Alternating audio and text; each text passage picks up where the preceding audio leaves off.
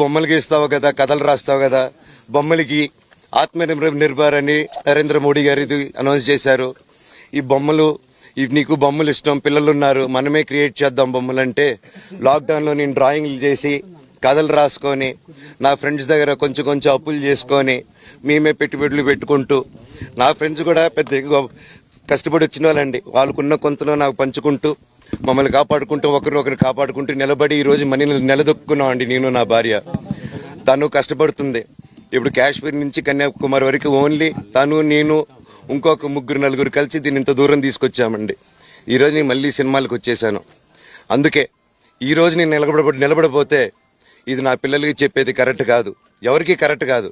ఇన్నాళ్ళు గమ్మునున్నాను ఓకే, కానీ వాళ్ళ నాన్న ఆస్తుల కోసం కొట్లాడుతున్నాడా, మంచి కోసం నిలబడుతున్నాడా అనేది ఈరోజు మీకు సాయంత్రం వచ్చిన ప్రూఫ్స్ అన్ని వదులుతాను. మా నాన్న మీద గన్ను పెట్టి కాల్చే వినయ్కి, మా అన్నకి సాయంత్రం ప్రతిదీ చెప్తాను. చెప్పాను కదండి వినయ్ అని, మా అన్న విష్ణు అని. అవునండి, నన్ను హాజరుపరచమన్నారు, 10:30కి రమ్మన్నారు. మీరందరూ చూశారు. నాకు మొన్న ఫస్ట్ రోజు తగిలి బాగా నొప్పి వచ్చింది, మెడ, కాలు. 3 వారాల క్రితం ఫైట్లో నాకు మజిల్ టైర్ అయింది, గ్రేడ్ 1 టైర్ రైట్ లెగ్లో. లెఫ్ట్ లెగ్లో మళ్ళీ దెబ్బలు తగిలాయి మొన్న. సో అందుకే కొంచెం బ్యాలెన్స్ ఇది ఉంది. మందులు హెవీ మెడికేషన్ ఇచ్చారు, హెవీ ప్యాచ్ కూడా వేశారు నాకు. దానివల్లే కొంచెం నడుస్తున్నాను.